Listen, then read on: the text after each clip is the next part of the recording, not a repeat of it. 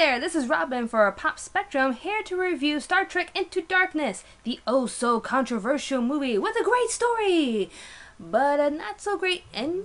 I don't know, but at least they brought back the Twabbles.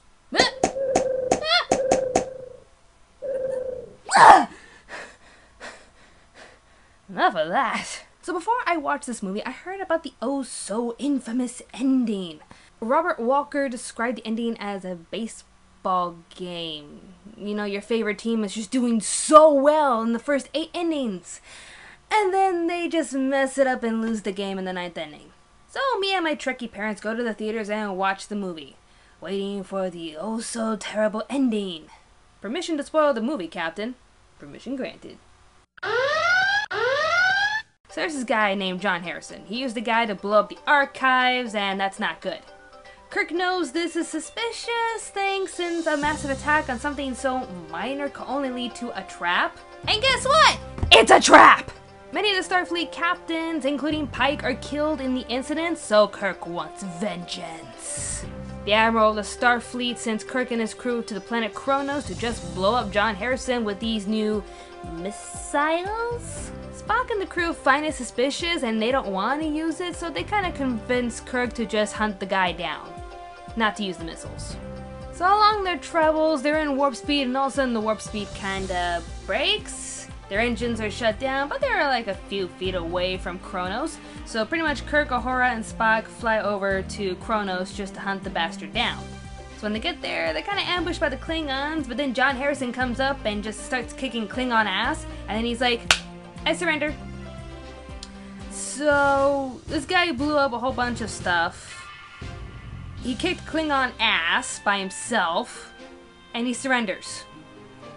Suspicious. And sure enough, he is suspicious because he reveals his true identity.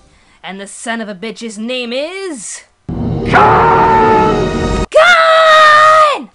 So any Trekkie would know never to trust Khan. Don't do it.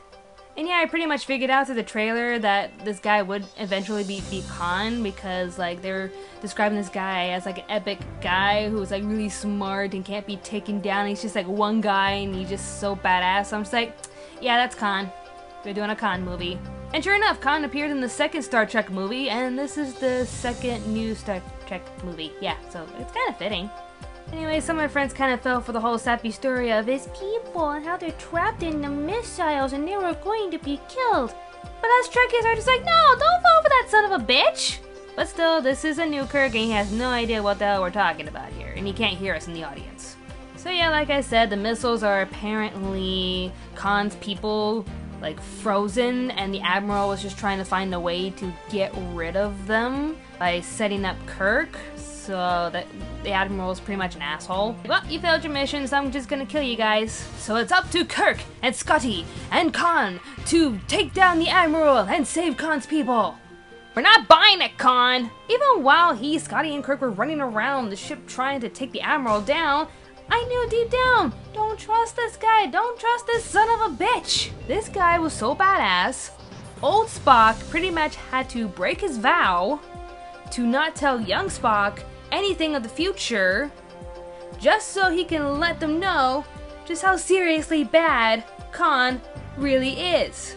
Hey, young Spock, how's it going? Well, have you heard of a guy named Khan? Oh shit, you said Khan! So yeah, they captured the Admiral, and guess what? Khan backstabs them. In order to take his people back, he makes a trade with Spock. So Spock trades his people for the captain and his gang. But sure enough, Spock's all like, yeah, I got an evil trick up my sleeve. And sure enough, the missiles that were carrying his frozen people were pretty much armed, and so the ship that Khan was on blew up. Kablooey. You think that's really gonna take Khan down? And now here's the ending that's just oh so terrible. The Enterprise took so much damage that it's practically dead. It's useless. They can't fix it, and if they can't fix it in time, the entire crew is just pretty much going to be incinerated upon Earth's impact. Kirk knows how to save everyone, so he pulls a Spock move from Wrath of Khan. Second movie here. And thus he's able to start up the reactor core, thus saving the entire ship, but Kirk dies. And we have like this touching, sad scene between Kirk and Spock, just like we did in the second movie. And from here on, this is where everyone keeps saying it should have ended. That Kirk is dead, Khan is dead. This is how the movie should have ended. Nope! That's not how it is. Khan was able to survive the blast. What a shock. And he was able to program the ship to crash into the Starfleet. This sets off a whole bunch of emotions through Spock. Rarity there. And thus Spock goes on a frenzy to hunt down Khan. But McCoy found out that the blood that he took from Khan has regeneration abilities that pretty much saved the dead triple that was on the table. Why does Bones have a dead triple? The world may never know. So they pretty much took Kirk and put him in that little frozen vessel just to keep his brain preserved. And they pretty much forward the call over to Spock saying, yeah, do us a favor, don't kill Khan, bring it back, it might be the only chance of saving Kirk. Okay, thanks, bye. So in the end, Kirk survives, Khan is frozen again, to be continued, and the Enterprise can finally go where no one has gone before. Again.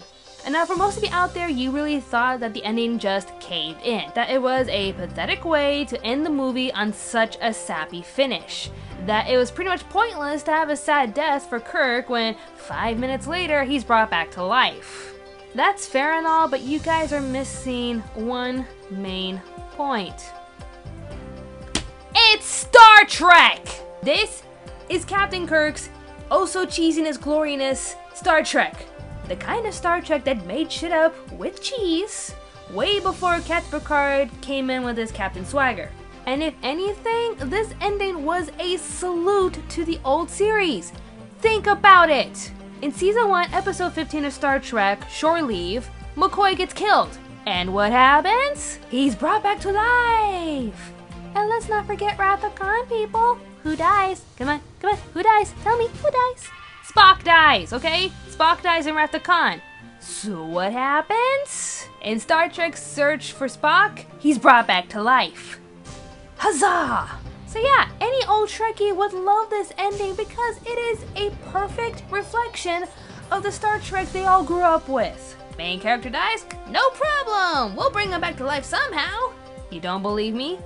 Then listen to this guy. This guy is a real Trekkie.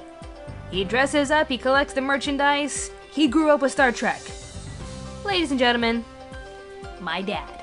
Well, when I saw the first one, I went in as kind of a protective fan of the original series. I didn't want to like this one because there was no Gene Roddenberry, there's none of the original cast. You know, except for Leonard Nimoy, that's true. But they did it so well that I just couldn't help but like it. The very first Star Trek was excellent. So I was looking forward to seeing this one, and I have to say that this one was done very well. And I've heard, some positive and negative things about the ending, and I thought the ending was appropriate. I enjoyed the movie. It was a good story. Special effects are always great, but it has to be a good story. It has to be believable, and I believed that this one was in line with the Star Trek philosophy. So I thought I would recommend it to people. I would go see it again. You know, we were watching the movie, and he actually thought that Chekhov was gonna die because he had to wear the red shirt. Soldier Ray! Soldier Ray! Oh shit. Much better. I know our generation wants something better, a new and original idea, because let's face it, Hollywood is crapping out a lot of remakes, overly done stories, and shit we just can't really watch. You can say this was the worst ending to come out such a glorious adaptation of Star Trek, and since the first movie was just awesome. But to me, the ending just perfectly reflected the endless possibilities of Captain Kirk and his crew. That Captain Kirk got out of way too many situations because he's a lucky son of a bitch, and pretty much they find a way to bring characters back to life. Did that kind of stuff happen with Captain Picard? No! When his crew member dies, they stay dead.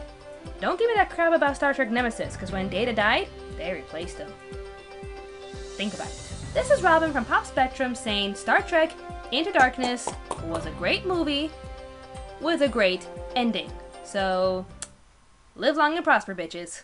And I say, bounce a graviton particle beam off the main deflector dish. That's the way we do things, lad. We're making shit up as we wish. The Klingons and the Romulans pose no threat to us, 'cause if we find we're in a bind, we just make some shit up.